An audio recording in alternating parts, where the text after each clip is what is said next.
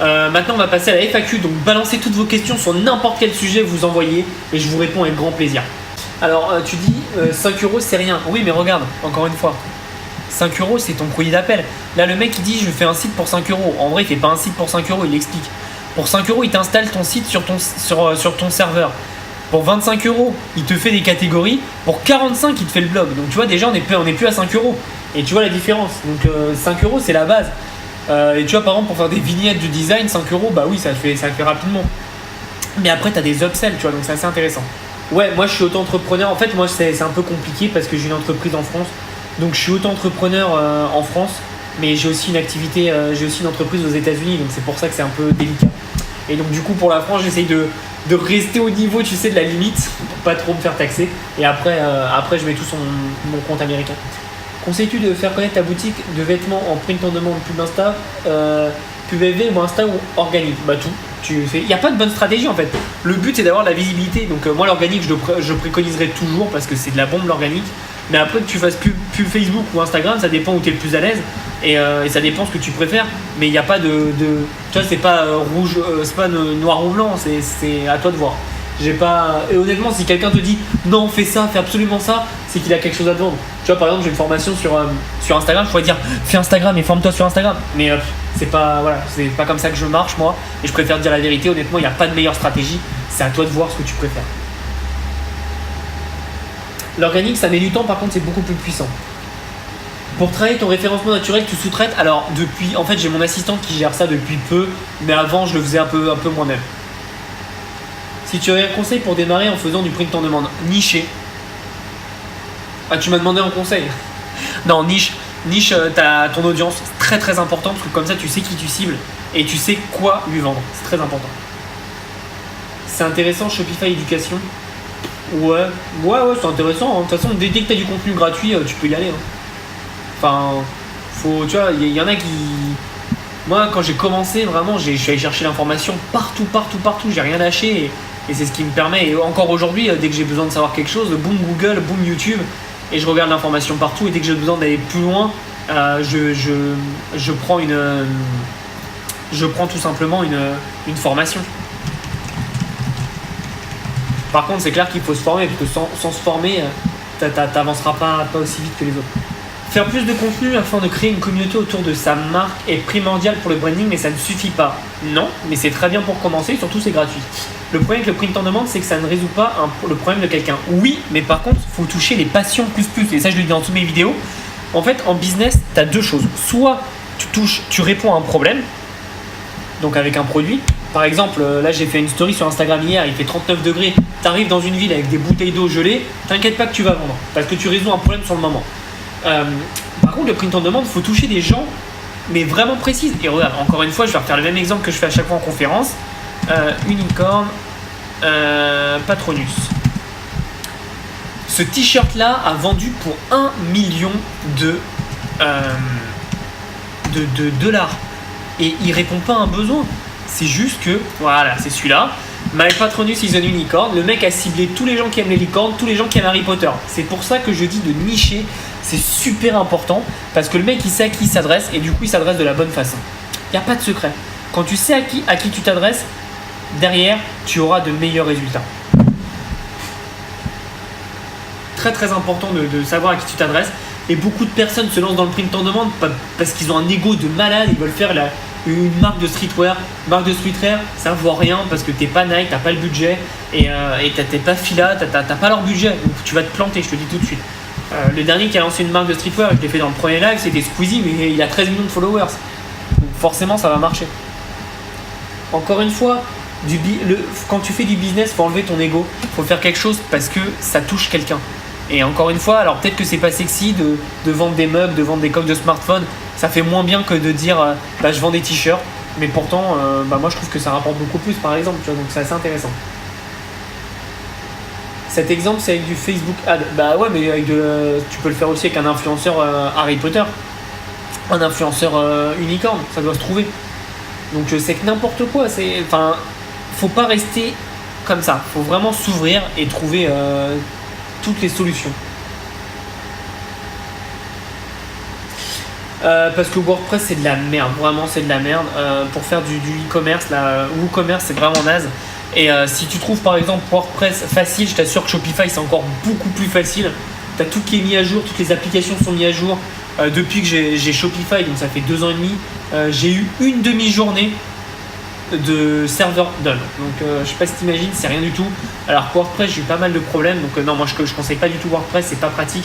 Et il y a beaucoup plus d'applications sur Shopify, tout simplement. WordPress plus commerce, c'est le top. Bah tu sais Alain, c'est drôle parce que tous mes clients qui m'ont dit ça, je leur ai dit Shopify c'est 3 fois mieux, crois-moi. Ils m'ont dit non, WordPress c'est bien, en plus c'est gratuit au début, etc.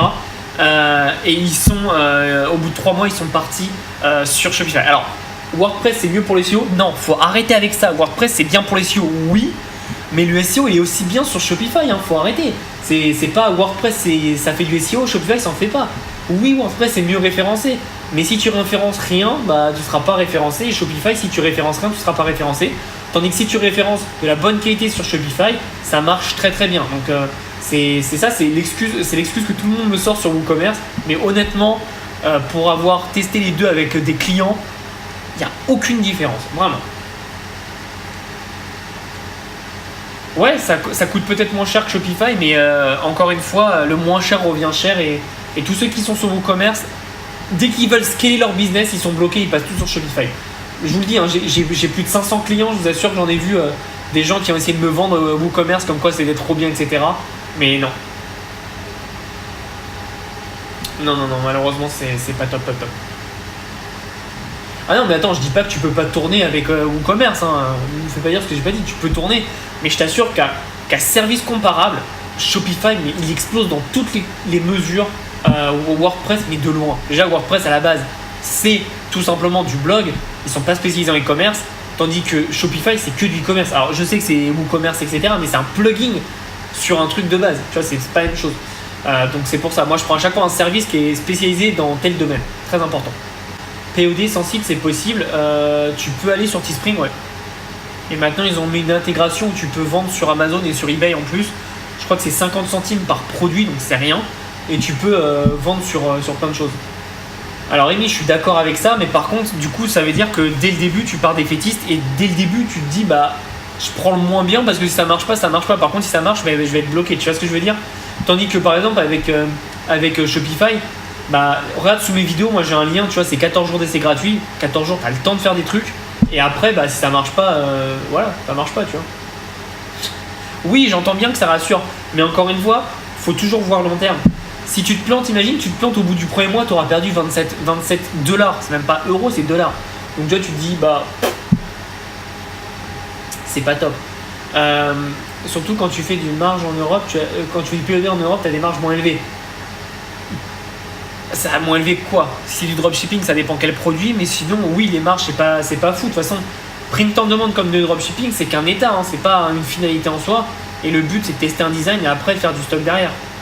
Ouais, moi je vois toujours long terme quand je crée mes business, j'ai pas envie d'être bloqué en fait. Et je préfère faire je stocke. Non, moi je ne stocke pas parce que même moi en même temps, je suis un peu vrillé du cerveau, je pense. Je stockerai le jour où j'aurai fait 10 000 ventes sur un seul produit. Donc c'est jamais encore arrivé parce que j'ai plein de produits qui tournent. Mais voilà, en dessous de 10 000 ventes unitaires, je ne ferai pas ça. Une bonne formation pour le print en demande, bah t'as la mienne et t'as le lien dans la description. C'est la meilleure sur le marché parce qu'il n'y a que moi qui fait du print en demande sur le marché. Et je sais que j'ai un concurrent qui l'a fait, mais apparemment elle est vraiment pas top. Et je dis pas ça parce que c'est pas ma formation, je dis vraiment honnêtement. J'ai des retours de clients qui ont testé, qui sont venus chez moi tout simplement parce que ils n'ont pas du tout aimé et c'était pas assez complet par rapport à la mienne. Son e-commerce a chuté. Alors attends, son e-commerce a chuté aux alentours de 3 000, je sais pas ce que j'ai pas vu. Tu parles de qui? Tu parles du e-commerce de qui, Alain? Je suis d'accord avec toi, hein, faut pas du tout dépendre d'une seule source de trafic. Si tu fais ça, t'es mort. Faut vraiment miser sur l'organique et il faut miser un peu sur la pub évidemment parce que ça permet de te connaître plus vite. Mais je suis d'accord avec toi que de se concentrer que sur Facebook, c'est assez compliqué parce que le jour où tu te fais fermer ton compte, t'as plus de business. Roman Payet? Alors ça m'étonne que tu me dises ça parce que Roman je le connais quand même très bien. Je l'ai vu la dernière fois un séminaire fin 2018. Son e-commerce n'avait pas chuté du tout. Hein. Donc je sais pas où tu as entendu ça. Mais lui, il dépend beaucoup du Facebook Ads, je suis d'accord avec toi. Il est d'ailleurs très très bon dans ce domaine. T'es sûr que c'est pas le 13 mai 2019 plutôt? Parce que je t'assure que je l'ai vu fin 2018 hein, et on a parlé pendant de longues minutes un séminaire et je t'assure que ce que tu me racontes c'est pas du tout ce que lui m'a raconté. Pour le connaître et pour connaître son équipe qui travaille avec lui, c'est pas vrai ce que tu me dis. Hein. Donc je sais pas où tu as eu cette info, mais en tout cas s'il a eu une baisse, c'est une petite baisse parce que ses chiffres sont toujours similaires. On peut faire des tunnels de vente en print en demande. Oui, alors après ça dépend ce que tu vends. Si tu vends des t-shirts par exemple, tu auras beaucoup de variantes et ça sera compliqué pour toi. Tandis que si tu vends des mugs, c'est tout de suite plus facile. Mais ouais, tu peux faire des tunnels de vente en print en demande sans souci. Et oui, alors comment j'en suis arrivé à proposer des formations? En fait, ce que j'ai fait au début, c'est que j'ai lancé ma chaîne YouTube et je disais clairement, bon voilà, je fais du e-commerce depuis, je crois que ça fait 6 mois. Et du coup, je vais commencer à faire des vidéos parce qu'en fait, c'était une vidéo d'Olivier Roland où il disait qu'en fait, quand tu expliques les choses, t'apprends beaucoup plus vite. Et ça m'avait marqué à ce moment-là. Et je me suis dit, moi, je veux progresser en e-commerce, donc je vais expliquer tout ce que je voulais faire sur gagner de l'argent en ligne, sur du e-commerce, etc., etc. Et donc en fait, j'ai commencé à parler d'e-commerce vraiment de plus en plus. En plus, c'était l'époque où ça commençait à vraiment exploser. Et après 6 mois, en fait, j'avais beaucoup de demandes, beaucoup d'emails, etc. Enfin beaucoup, on va se calmer par rapport à aujourd'hui, c'était ridicule, mais j'avais quand même des demandes. Et j'ai dit, tu sais quoi, je vais sortir quand même une petite formation parce que ce qui se passe sur le marché en France, je suis pas d'accord. C'est pas de la façon dont moi je veux faire du business. Et du coup, j'ai commencé à proposer une première formation qui a moyennement marché. Je crois que j'ai fait 3 000 euros en 2 mois. C'est bien, je vais pas me plaindre, mais voilà, par rapport à ce que je fais maintenant, c'est gentil. Et après, en fait, j'ai commencé à faire plein de vidéos sur plein de sujets différents. Et en juin, j'ai sorti une formation sur le print en demande parce que j'en faisais depuis 1 an à l'époque. Et surtout, mes vidéos sur le print en demande, c'est celles qui marchaient le mieux. J'étais seul à en parler. Donc j'ai commencé à faire des vidéos sur le print en demande, des formations sur le print en demande. Et là, j'ai explosé, j'ai cartonné. Donc après, j'en ai commencé à faire plus. Et là, petit à petit, je pars un peu sur le marketing et le business en général parce que ça me passionne et j'adore ça. Je laisse pas le e-commerce, hein, j'en parlerai toujours autant. Mais je vais faire aussi d'autres sujets parce que j'aime vraiment ça. Me concernant, je me concentre uniquement sur le trafic organique, SEO, médias sociaux avec une obsession des data afin de mieux connaître mon persona. Non mais t'as raison, c'est très intéressant de faire ça et personne fait ce travail-là de connaître son persona. Moi j'appelle mon avatar, parce que personnage je trouve ça bizarre comme mot, mais je dis mon avatar. Mais on parle de la même chose et c'est très intéressant et ta stratégie elle est très très bien, je la trouve très très bien. Et ce qui est intéressant là-dessus, c'est que en fait, toi, tu vises de long terme. Et je trouve ça vraiment bien parce que alors, tu fais des choix un peu bizarres comme prendre mon commerce. Je rigole. Mais t'as raison. T'as raison de jouer comme ça. Je pense honnêtement que ça va être un peu l'avenir du e-commerce et grand changement. Là, je vois que beaucoup de monde se mettent au SEO et comprennent qu'enfin le SEO, c'est pas que des conneries et que c'est assez intéressant. Donc plutôt, en fait, tu baseras ton business sur l'organique. Et quand je dis organique, c'est Google, YouTube, par exemple. Plutôt tu auras des gros résultats, donc t'as intéressant. Enfin, je parle pas d'Instagram et de Facebook pour de l'organique parce que on sait tous que sur Instagram tu mets un post dans les 6 à 12 heures plus personne le voit quoi. Donc voilà, c'est intéressant. Ma formation sur print en demande est mise à jour tous les mois ou tous les 2 mois ou quand j'ai des choses à dire je la mets à jour. Donc là elle a été mise à jour récemment et puis sur la version, parce que j'ai une version classique et une version premium qui est beaucoup plus complète. La version premium, tu vois, j'ai fait un atelier avec 20 personnes début juin. Du coup, ça a été filmé, il y a le replay qui est à l'intérieur où je donne des petites pépites que j'ai jamais données au grand public encore.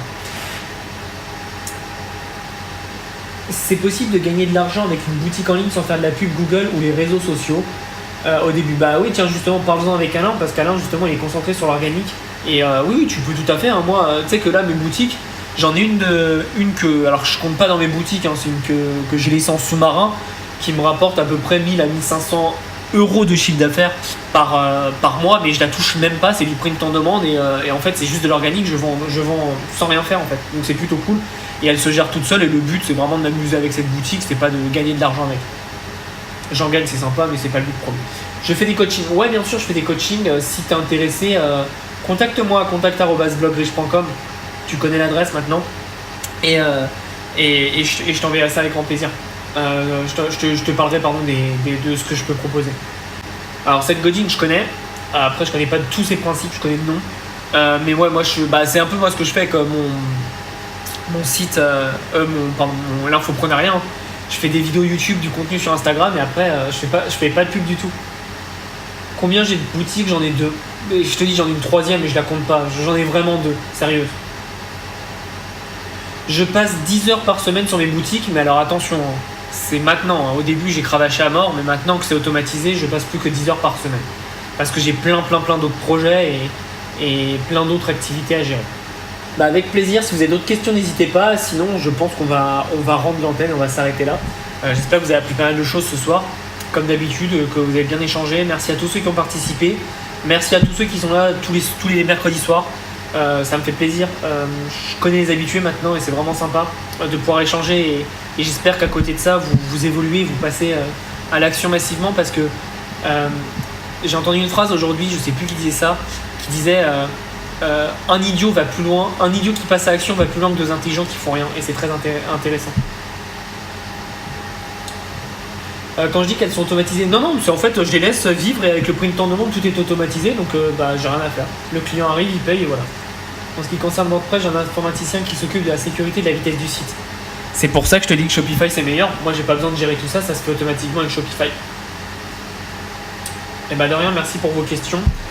Et merci à tout le monde d'avoir été là. Donc s'il y a une petite dernière question, allez-y, je vous laisse 10 secondes et après j'y vais. Alors Alain, tu me dis Shopify ne m'appartient pas. Oui, ni WordPress. Il n'y a rien qui m'appartient. Par contre, mon business m'appartient. Les emails m'appartiennent. Et ça, les emails, ça vaut 3000 fois n'importe quel site. Non, mais le CMS ne t'appartient pas, c'est ça que je veux dire. Évidemment que tu as le serveur, tu le mets sur un serveur, etc. Mais si demain, bon, ça ne sera pas le cas parce que c'est comment on appelle ça, c'est un open source. Mais si WordPress tombe pour X ou Y raison, et comme c'est de l'open source, c'est facilement hackable, bah il n'y a plus rien. Donc encore une fois, moi je m'en fous de ma plateforme. Ce qui est intéressant, c'est mes emails et mon business. Et que ça soit un site Shopify, Wix ou je sais pas quoi, tant que tu as ton business pour contacter les gens, etc., bah, c'est beaucoup plus facile à mettre en place. Donc voilà, merci à tout le monde d'avoir été là ce soir. Je vous remercie, je vous souhaite une belle soirée. Merci à tous ceux d'avoir échangé. Merci à Alain d'avoir apporté un peu de débat, c'est cool, c'est très intéressant. Et en tout cas, peu importe ce que vous choisissez comme outil, comme stratégie, il faut que vous soyez à l'aise avec et il faut que vous foncez là-dedans. Il n'y a rien de pire que de ne pas passer à l'action. Donc passez à l'action tous et je vous souhaite une belle soirée. Merci à tous.